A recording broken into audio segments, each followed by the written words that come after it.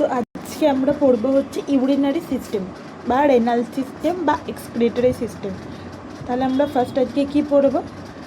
Renal system. যে renal system, এই সিস্টেমটাকে বলা হয়ে থাকে এক্সক্রিটরি সিস্টেম বা ইউরিনারি সিস্টেম। ঠিক আছে, এক্সক্রিটরি সিস্টেম বা ইউরিনারি সিস্টেম। তো এবারে হচ্ছে রেনাল সিস্টেম। আমরা সবাই জানি যে রেনাল মানে কি? কিডনি।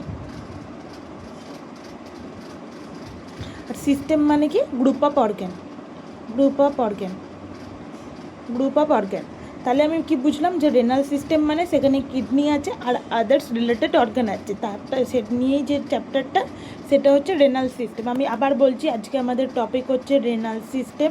রেনাল সিস্টেম মানে আমরা রেনাল মানে জানি কিডনি, আর সিস্টেম মানে জানি গ্রুপ অফ অর্গান নিয়ে গঠিত হয়। তাহলে এখানে কিডনি আর রিলেটেড অর্গান সম্পর্কে যে স্টাডিটা, সেটাই হচ্ছে যে রেনাল সিস্টেম। বোঝা গেছে? তো এবার আমি কি বললাম, এই রেনাল সিস্টেমকে এক্সক্রিটরি সিস্টেম বলে।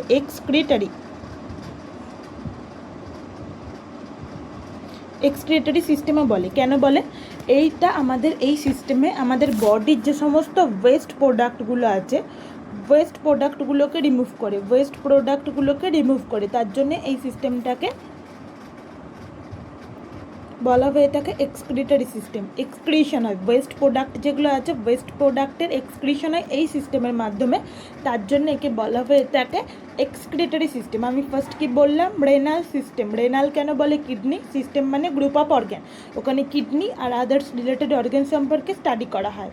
এছাড়াও রেনাল সিস্টেমের অপর নাম এক্সক্রিটরি সিস্টেম। কেন? এখানে আমাদের যে সমস্ত ওয়েস্ট প্রোডাক্ট আছে, এই সিস্টেম কী করে আমাদের বডি থেকে ওয়েস্ট প্রোডাক্ট যেগুলো আছে ওগুলোকে রিমুভ করতে হেল্প করে। এটাই হচ্ছে এই সিস্টেমের মেন ফাংশন। বোঝা গেছে? তাহলে আমি দুটো কথা বললাম, রেনাল সিস্টেম কেন বলে, রেনাল সিস্টেমকে আর কি বলা হয়ে থাকে, আর হচ্ছে এক্সক্রিটরি সিস্টেম কেন বলে। আর আমি তাহলে এটাও বললাম যে আমাদের রেনাল সিস্টেমের মেন ফাংশন কি? বডি থেকে ওয়েস্ট প্রোডাক্ট যেগুলো আছে আমাদের বডি থেকে রিমুভ করা। শুধুমাত্র যে এটা কাজ তা না, আরও অনেক কাজ আছে, ওগুলো পরে পড়বো। এছাড়াও এই সিস্টেমকে আমি কি বললাম? ইউরিনারি সিস্টেম বলে। এবার তাহলে ইউরিনারি সিস্টেম কেন বলে? এখানে আমাদের কিডনি প্লাস আদার যে গ্রুপ অফ অর্গ্যান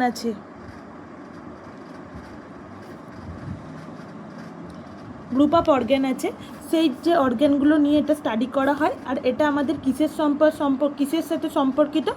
এক্সক্রিশনের সাথে।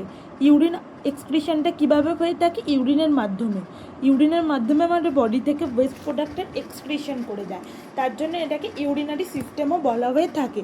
তাহলে আমরা রেনাল সিস্টেমকে মেন কী নাম দিলাম? একটা হচ্ছে ইউরিনারি সিস্টেম, একটা এক্সক্রিটরি সিস্টেম, আর এক হচ্ছে রেনাল সিস্টেম। বোঝা গেল? মেন ফাংশন কি বললাম? বডি থেকে ওয়েস্ট প্রোডাক্ট যেগুলো আছে ওগুলোকে রিমুভ করা। ভালো কথা, আমি এবার বুঝে গেলাম যে রিমুভ করছে। এরপরে আমাদের জানতে হবে যে আমরা জানি যে অনেকগুলো সেল নিয়ে ফার্স্টে কী তৈরি হয়? টিস্যু। অনেক টিস্যু নিয়ে কী তৈরি হয়? অর্গ্যান। অনেক অর্গ্যান নিয়ে তৈরি হয় সিস্টেম, আর অনেক সিস্টেম নিয়ে তৈরি হয় বডি। তো আমি বুঝে গেছি আমরা সিস্টেম পড়ছি, তার মানে কি অনেকগুলো অর্গ্যান আছে। তাহলে কী কী আছে সেটা নিয়ে এবার আমরা পড়বো।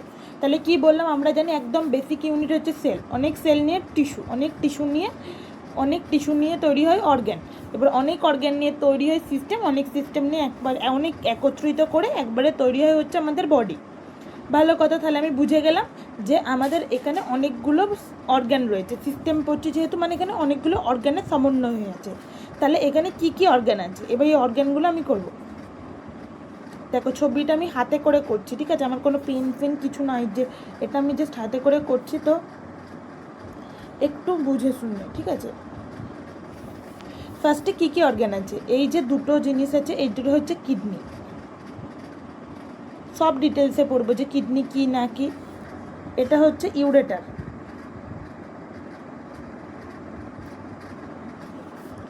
এটা ব্লাডার, আর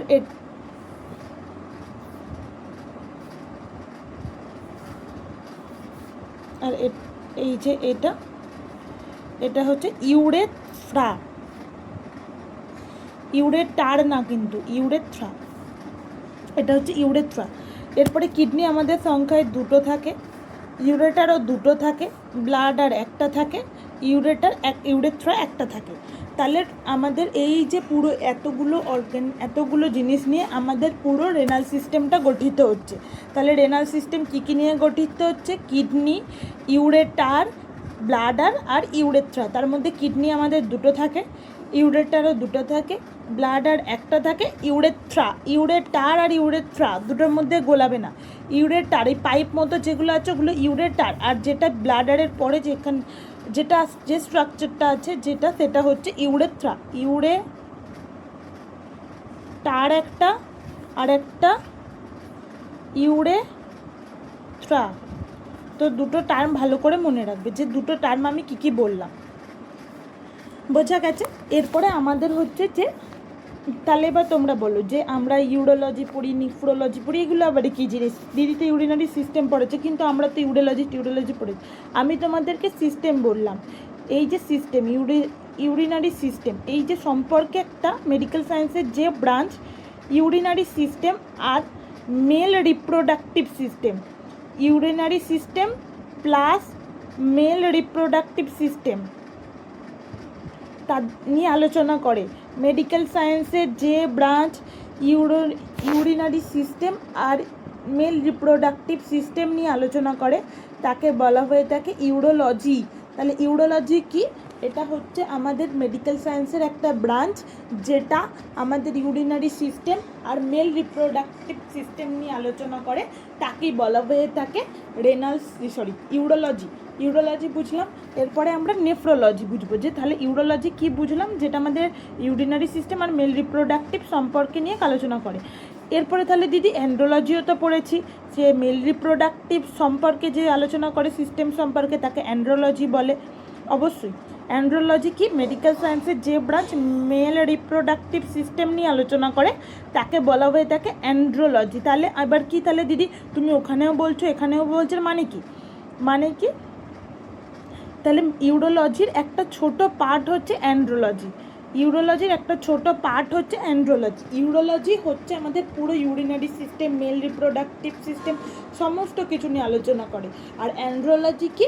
শুধুমাত্র যে ওই নিউরোলজির যে পার্টটা শুধুমাত্র মেল রিপ্রোডাক্টিভ সিস্টেম নিয়ে আলোচনা করে, ওটা অ্যান্ড্রোলজি। আর ফিমেলটা আমরা সবাই জানি গাইনোকোলজি, ওটা আমি আর বলছি না, এখানে লাগবে না। তো এই হচ্ছে অ্যান্ড্রোলজি আর ইউরোলজি। এবার আমরা পড়বো হচ্ছে নেফ্রোলজি। দিদি আমরা তো জানি নেফ্রোলজিটা আবার কি?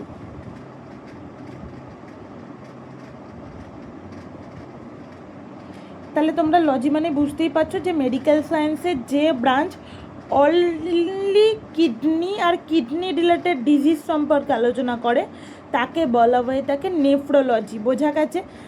আমাদের মেডিকেল সায়েন্সের যে ব্রাঞ্চ কিডনি আর রিলেটেড ডিজিজ সম্পর্কে আলোচনা করে তাহলে তাকে নেফ্রোলজি বলে। তাহলে ইউরোলজি জানলাম, অ্যান্ড্রোলজি জানলাম, নেফ্রোলজি জানলাম, এটাই হচ্ছে যে মেন আমাদের ইন্ট্রো। এরপরে আমরা হচ্ছে কিছু টার্ম সম্পর্কে জানবো।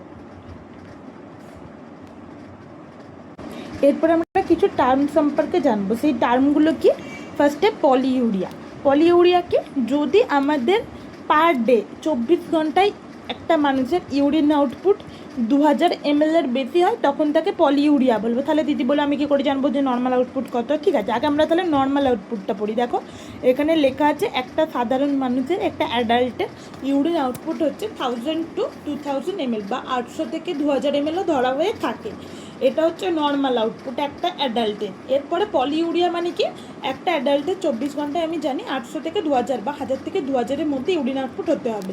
সারাদিন সে যত ইউরিন করছে তার টোটাল অ্যামাউন্ট হবে 800 থেকে 2000-এর মধ্যে, তার বেশিও হবে না তার কমও হবে না।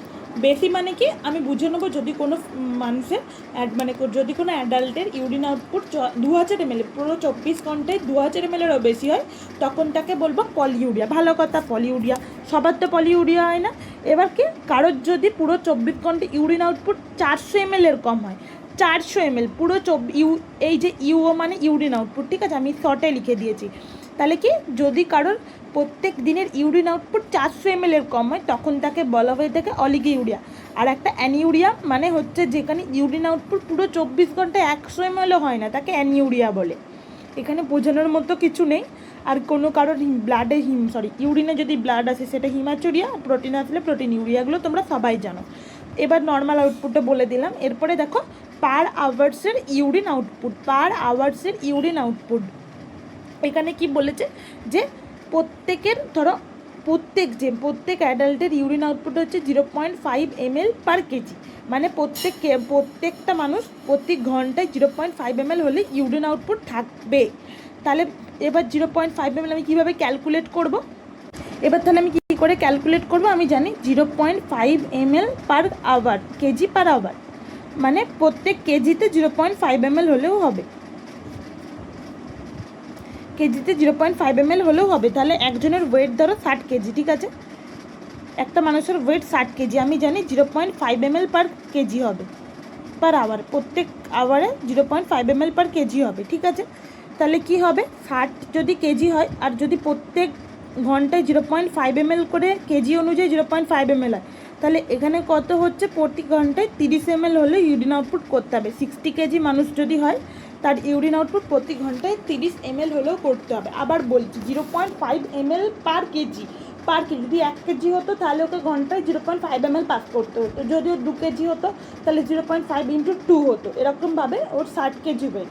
তাহলে প্রতি ঘন্টায় কত আউটপুট করবে সেটা আমি ক্যালকুলেট কীভাবে করব, 0.5 × 60, যত ওয়েট বলবে তার সাথে 0.5 গুণ করবে, তাহলেই যেটা বেরোবে সেটা হচ্ছে তার আওয়ারলির ইউরিন আউটপুট। এটা আমি এক্সাম্পল দিয়ে বোঝালাম, বোঝা গেছে যে প্রতি ঘন্টায় একটা মানুষের ইউরিন আউটপুট কত হবে, যে 0.5 ml পার কেজি।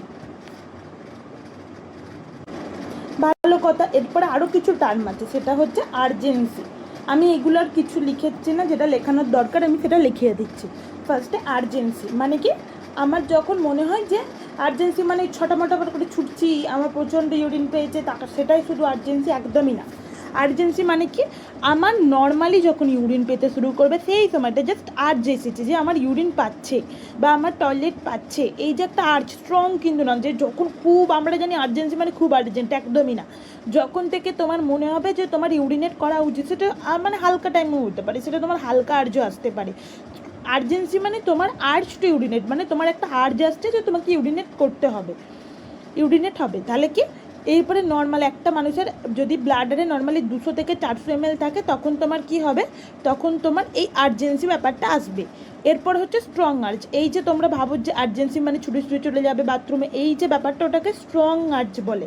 একটা মানুষের ব্লাডার যদি 400 থেকে 600 ml ভরে যায় তখন সেটা স্ট্রং আর্জ। আর্জেন্সি মানে কি বললাম, যে তোমার নর্মালি মনে হচ্ছে তোমার ইউরিন পাচ্ছে, সেটা হালকা হতে পারে, স্ট্রং হতে পারে, সেটা যেমন তোমার জাস্ট আর্জ এসেছে। এটা একটা মানুষের নর্মাল আর্জ কখন আসে, যদি ইউরিনের ব্লাডারটা 200 ml ভরে যায়, তখন তোমার মনে হয় যে আমার ইউরিন পাচ্ছে, এটা। এরপরে স্ট্রং আর্জেন্সি যখন 400 থেকে 600 হয়ে যাবে, সেটা স্ট্রং আর্জেন্সি। এটা হলো আর্জেন্সি, যে জাস্ট একটা আর্জ আসছে। ফিলিং অফ ভয়েড মানে জাস্ট ইউরিন পাস করবে, যে তোমার একটা ফিলিংস আসছে যে তোমার ইউরিন পাচ্ছে, সেটা স্ট্রং হবে এমন কোনো কথা নেই, জাস্ট তোমার একটা আর্জ আসছে, এটা হচ্ছে আর্জেন্সি। ফ্রিকোয়েন্সি মানে কি, তুমি মানে দিনে কতবার যাচ্ছ সেটা ফ্রিকোয়েন্সি, মানে কত ঘন ঘন যাচ্ছ সেটা কিন্তু ফ্রিকোয়েন্সি না। তুমি নর্মালি দিনে কতবার ইউরিন করতে যাচ্ছ সেটা হচ্ছে ফ্রিকোয়েন্সি। সেটা যদি তোমার মানে অনেক বেশি টাইম হয়, সেটা তখন তোমার বেশি ফ্রিকোয়েন্সিটা বেশি। কিন্তু তা বলে ফ্রিকোয়েন্সি শুধুমাত্র আমাদেরকে ফ্রিকোয়েন্সি নেই, আমরাও দিনে যতবার ইউরিন আউটপুট করছি সেটা আমাদের ফ্রিকোয়েন্সি। একটা যার ডিজিজ আছে সে হয়তো ঘন ঘন ইউরিন আউটপুট করছে, সেটা তো ফ্রিকোয়েন্সি ইনক্রিজ হয়েছে। কিন্তু একটা মানুষ 6 to 8 টাইম নর্মাল ফ্রিকোয়েন্সি দিনে নর্মাল এতবার ইউরিন আউটপুট করে। তোমাদের মাথার ভুল ধারণাগুলো গেছে, যে তোমরা এতদিন ভাবছে যে আর্জেন্সি মানে যে খুব আর্জ হলেই সেটাই শুধুমাত্র আর্জেন্সি, একদমই না। আর্জেন্সি মানে তোমার একটা ফিলিংস আসা, সেটাই আর্জেন্সি। আর ফ্রিকোয়েন্সি মানে তোমরা ভাববে যে যত ঘন ঘন ইউরিন আউটপুট হবে, মানে ইউরিন করতে যাবে, সেটা ফ্রিকোয়েন্সি, একদমই না। নর্মাল একটা মানুষ যদি 6 বারও যায়, সেটা তার ফ্রিকোয়েন্সি, সে দিনে কতবার ইউরিন করতে যাচ্ছে সেটা। এরপর হচ্ছে মিক্সচুরেশন। এই যে তোমাকে ভয়েড মানে কি বললাম, ইউরিন পাস করবে, সেটাকে হচ্ছে মিক্সচুরেশন বলে। এই যে সেটাকে ভয়েড বলে। আর মিক্সচুরেশন কি, এই যে ইউরিন পাস করা, তার জন্য কি নর্মাল সে ভাবলো ভগবান তাকে ইউরিন পাস করিয়ে দিল, এমন তো হয় না, না। এর পাস করানোর জন্য কিছু প্রসেস থাকে, সেই প্রসেসটা কি, প্রসেসটা কি হয়, ধরো ফার্স্টে আমাদের ব্লাডারের আর্জেন্সি, মানে কারোর একটা মনে হলো যে আমার ব্লাডারে একটু হালকা ইউরিন পাচ্ছে তো ভালো কথা, ইউরিন পাচ্ছে তো ভালো কথা, তাহলে কি হলো, ইউরিন পাচ্ছে তো ভালো কথা, তাহলে কী হলো, আমাদের ব্লাডার যেটা আছে ব্লাডারটা স্ট্রেচ হচ্ছে, যততে ব্লাডারে ইউরিন এসে জমা হচ্ছে ব্লাডারটা স্ট্রেচ হচ্ছে। যখন ব্লাডার স্ট্রেচ হয় কিছু রিসেপ্টর থাকে সেগুলো অ্যাক্টিভেট হয়ে যায়।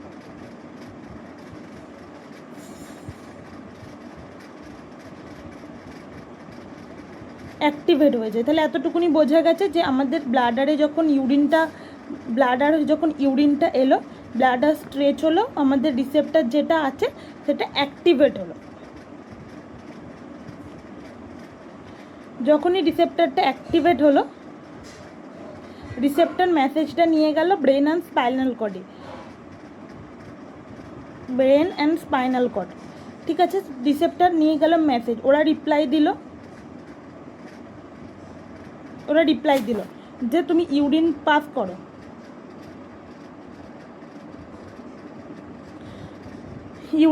করো। তাহলে ফার্স্ট কি আমাদের নর্মালি ব্লাডারে ইউরিন এলো, ব্লাডার যেটা আছে তো স্ট্রেচ হলো, রিসেপ্টর যেটা আছে সেটা অ্যাক্টিভেট হলো, মেসেজে নিয়ে গেল ব্রেন আর স্পাইনাল কর্ডে, ওরা রিপ্লাই দিল যে ইউরিন পাস করো, সেটা ব্লাডার, তারপরে মেসেজ হলো ব্লাডার কাছে যে আমাকে ব্রেন আর স্পাইনাল কর্ড বলেছে ইউরিন পাস করতে, তারপরে ইউরিন পাস হবে। এটাই হচ্ছে যে পুরো এই যে ইউরিন পাস মানে ভয়েড করলো, এই পুরো যে এতখানি প্রসেস হলো এটাকেই বলা হয়ে থাকে মিকচুরেশন। বোঝা গেছে? এরপরে হচ্ছে ইনকন্টিনেন্স মানে কি, তোমরা ভাবো যে ইনভলেন্টারি, হঠাৎ সে ইউরিন পাস করে ফেললো, সেটাই ইনকন্টিনেন্স। একদমই না। যখনই ইনকন্টিনেন্স বলবে যে তোমার ব্লাডার কন্ট্রোল হয়ে গেছে, কোনো মানে তোমার বয়সের অনুযায়ী যতদিনে ব্লাডার কন্ট্রোল হওয়ার কথা হয়ে গেছে, তারপরেও যদি সে ইনভলেন্টারি ইউরিন পাস করে দেয়, মানে সে অ্যাওয়ারই না ইউরিন পাস সম্পর্কে, কিন্তু সে ইউরিন পাস করে দিচ্ছে। ইনভলেন্টারি মানে কি, আমরা যখন এটা আমাদের ইউরিন যখন পাই আমরা হোল্ড করে রাখি, তারপরে আমাদের যখন টাইম হয় আমরা সেই অনুযায়ী ইউরিন পাস করি। কিন্তু ইনভলেন্টারি মানে কি, আমার সজ্ঞানে না, আমি যখন সেটা সম্পর্কে জানি না সেই টাইমেই যখন ইউরিন পাস হয়ে যায় তখন তাকে বলা হয়ে থাকে ইনভলেন্টারি। মানে কি, তোমার ব্লাডার কন্ট্রোল এস্টাবলিশ হয়ে যাবে। আগে এই লাইনটা খুব ইম্পর্টেন্ট, মানে তোমার একবার ব্লাডার বয়স অনুযায়ী যবে ব্লাডার কন্ট্রোল হবার ততদিনে ব্লাডার কন্ট্রোল হয়ে গেছে, তারপরেও তুমি যদি হঠাৎ করে তোমার ইনভলেন্টারি ইউরিন পাস হয়ে যায় তখন, এবার একটা বাচ্চা যে 1 বছরের, তার এখনও কোনোদিনও ব্লাডার কন্ট্রোলই হয়নি, সে যে ইউরিন পাস করছে তাকে কি ইনকন্টিনেন্স বলে? একদমই না। একটা মানুষের ব্লাডার কন্ট্রোল এস্টাবলিশ হয়ে যাবার পরে তার জ্ঞানে নেওয়া হয়ে সে যখন ইনভলেন্টারি ইউরিন পাস করছে সেটাকে ইনকন্টিনেন্স বলে। ইনকন্টিনেন্স অনেক রকমের হয়। ফার্স্ট কি আর্জ ইনকন্টিনেন্স মানে কি, যে আমরা জানি ব্লাডার ফুল হবে, তারপরে কোনো কারণে আমাদের যখন আর্জ আসবে তারপরে আমরা ইউরিন পাস করব, কিন্তু কি আর্জ ইনকন্টিনেন্স মানে কি, তোমার ব্লাডার ফুল হয়নি কিন্তু কোনো কারণে ডিউ টু এনি রিজন তোমার প্রচণ্ড স্ট্রং আর্জ আসছে এবং আচমকাই ইউরিন পাস করে দিচ্ছে, সম্পর্কে তুমি অ্যাওয়ারই না, আর্জ ইনকন্টিনেন্স।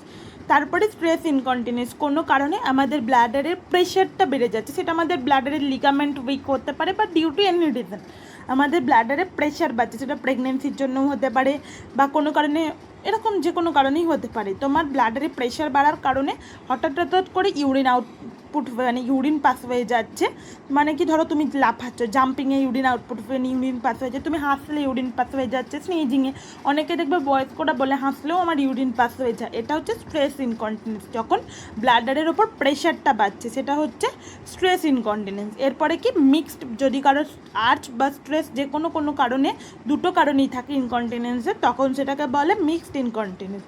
আর আমরা এবার কি রিফ্লেক্স ইনকন্টিনেন্স। তোমরা ভাববে যে রিফ্লেক্স যদি বেড়ে যায় তখন হবে, একদমই না। কোনো কারণ এই যে রিফ্লেক্স, এই যে এত প্রসেস হলো, এত ব্রেনে সিগন্যাল গেলে, এইসব না হয়ে উইথাউট কোনো রিফ্লেক্সেই যদি ইউরিন পাস হয়ে যায় তখন তাকে বলে রিফ্লেক্স ইনকন্টিনেন্স। ওভারফ্লো মানে কি, বুঝে গেছো যে ব্লাডার ফুল কিন্তু ব্লাডারের কোনো কারণে কোনো ব্লকেজ আছে, তার জন্য পুরো ইউরিন পাস হতে পারছে না, টিপ ডব করে ড্রিপলিং হচ্ছে, তাকেই বলা হয়ে থাকে ওভারফ্লো ইনকন্টিনেন্স। ব্লাডার ফুল কিন্তু তোমার ইউরেথ্রা বা ইউরেটারে কোথাও ব্লকেজ আছে, তার জন্য তোমার ইউরিনটা নর্মাল পাস হতে পারছে না, ড্রপ করে সারাক্ষণ একটু করে ইউরিনের লিকেজ হচ্ছে, তাকে বলা হয়ে থাকে ওভারফ্লো। আর ফাংশনাল মানে কি, তোমার ফিজিক্যাল কোনো প্রবলেম, ফ্র্যাকচারের মতো কোনো প্রবলেম থাকতে পারে, তুমি বাথরুমে যেতে পারছো না তার জন্য হতে পারে, বা মেন্টাল কোনো কারণে তুমি মানে নিজে থেকে ইউরিন পাস করছো না, ইনভলেন্টারি পাস হয়ে যাচ্ছে, সেটাকে বলা হয়ে থাকে ফাংশনাল ইনকন্টিনেন্স। ফার্স্ট কি আর্জ ইনকন্টিনেন্স, ব্লাডার ফুল নেই কিন্তু কোনো কারণে তোমার স্ট্রং আর্জেসি ইউরিন পাস হচ্ছে, সেটা আর্জ ইনকন্টিনেন্স। স্ট্রেস ইনকন্টিনেন্স কি, তোমার যখন প্রচণ্ড পরিমাণে ব্লাডারের উপর স্ট্রেস পড়ছে, সেটা যখন ব্লাডার লিগামেন্ট উইকের জন্যও হতে পারে। মিক্সড ইনকন্টিনেন্স তোমার আর্জ স্ট্রেস দুটোর জন্যই হতে পারে। রিফ্লেক্স মানে উইথাউট রিফ্লেক্স ইউরিন পাস হয়। ওভারফ্লো কোনো ব্লকেজ, ইউরিন ব্লাডার ফ্লুল কিন্তু ব্লকেজের জন্য ড্রিপলিং হচ্ছে। আর ফাংশনাল ফিজিক্যাল বা মেন্টাল কোনো কারণে।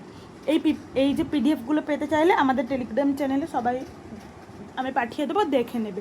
এটা হচ্ছে পুরো আমাদের কিডনি বা রিলেটেড রেনাল সিস্টেমের যে টার্মিনোলজি ইন্ট্রোডাকশন পার্ট, এটা হলো আজকে এখানেই শেষ। এর পরের পার্টে আমি অ্যানাটমি থেকে স্টার্ট করব।